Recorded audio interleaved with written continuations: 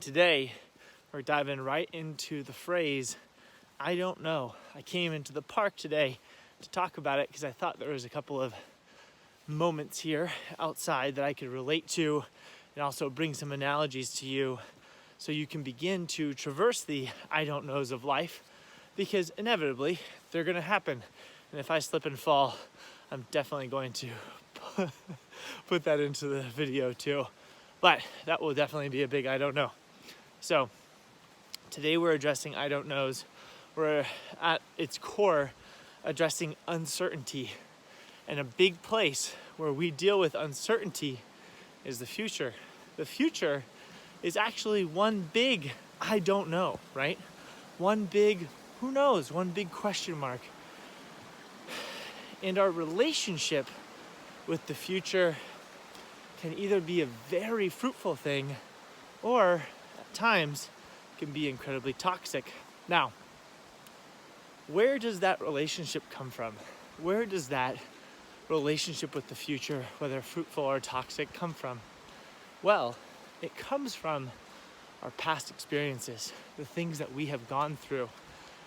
The problem is that with the way that our mind works, we usually believe, or we allow ourselves to believe, that just because it happened in the past means that it's also going to happen in the future. We understand this thing, right? When we function from the ego, we learn this in mind training. We understand this thing, we've been through this thing, and because we can't necessarily imagine something else, we allow ourselves to grab onto the thing that happened in the past. Now, if that thing that happened in the past was positive, then we will tend to have a positive outlook on the future.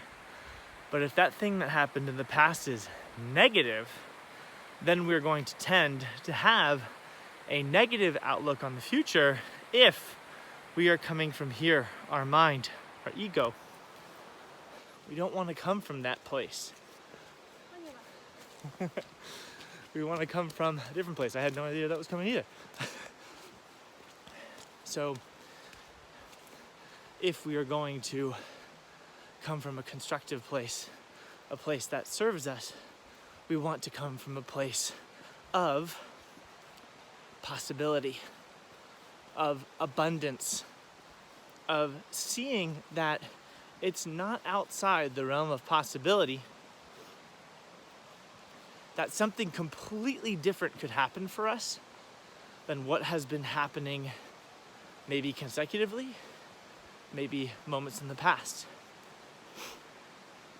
This is a higher level look at the future and our relationship with the quote-unquote big I don't know.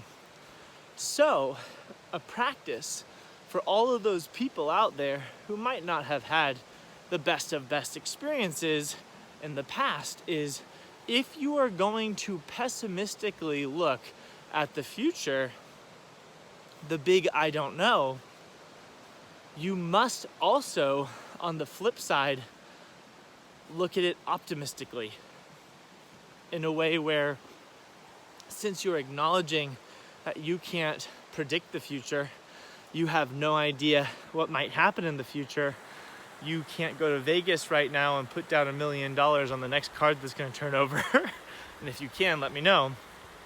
Since you can't do that, you have to recognize that your gravitation towards the negative needs balance.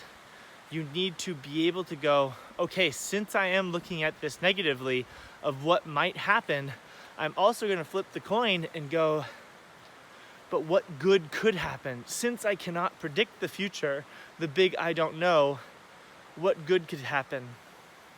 When you begin to do this, you begin to open up the doors of possibility, seeing that things are not always going to happen from your limited experience that's happened in the past, and your relationship with the I don't know changes big time. It changes in a way that will actually serve you. Now, let's get to another aspect of I don't knows. Another aspect of I don't knows that will really help you is when you are looking to make a decision. And when you don't know the answer to making that decision, what do you do next?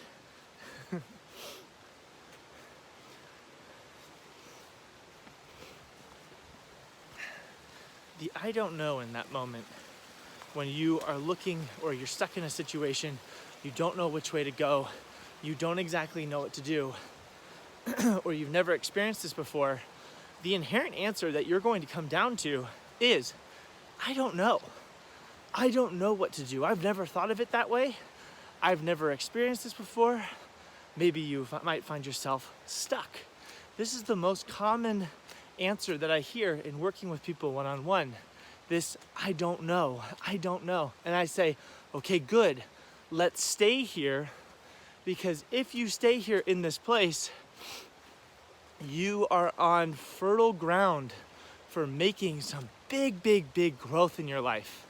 Whenever you hear the answer, I don't know, and this is why we're changing our relationship with I don't knows, you have to think of it in the way of, okay, good. I'm at the edge of the forest and I've never gone past this point. I don't know exactly what to do. And because I don't know exactly what to do, I have a little bit of a blind spot. Here's where we get to the growth part of Tactical Tuesday. When you get to that place, I want you to sit with it. I want you to settle with it. I want you to breathe through it and ask yourself in that moment where you're saying, I don't know, up here, what would the deepest, wisest version of me do here? If you can ask yourself that question and you can give yourself the option to actually answer it, you will explode with growth. I hope this just sinks in for you. Sitting with your I don't know and allowing yourself to respond to it with wisdom. This practice will take you so far, because our inherent response to I don't knows is usually a panic, go directly to the thing that we've done in the past. But remember, if you don't want the same thing to happen over and over again, you're gonna have to make some changes. And the changes that we wanna make, we want those to come from our deepest, wisest version of who we are. I don't knows are a gift. And this distinction will help you make the best possible decisions that you can possibly make. Every single time you reach an I don't know, you want to give yourself the ability to sit through it, to work through it, to be patient with it, to come to an answer that's going to really serve you. When you can give yourself that, you will grow in all sorts of areas. You might not know what to do with the relationship. You might not know what to do with your body. You might not know what to do with an emotion. But if you sit with it and you answer to it, what would the deepest, wisest version of me do? You get out of your head, you get into the wisdom of your heart, and you give yourself the best access to making a decision that works for you. And before any of you ask, how could you ever go wrong in making a decision from the deepest, wisest, most loving version of you? Whatever the result is, right? Because we have nothing that's guaranteed. But how could you ever be upset about that, right? Wouldn't you want to call in all of your wisdom, all of your gifts, all of your intuition, and everything that you know to make the best possible decision ever? Doesn't that sound like something that will really serve you, that will really help you? So here's my challenge for you this week. What I want you to do is I want you to head into a sticky situation that you haven't had the answer for.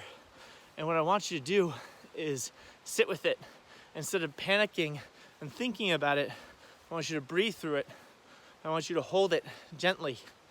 And then when you find yourself in a calm, cool, and collected space, ask yourself the question, what would the deepest, wisest version of me do here?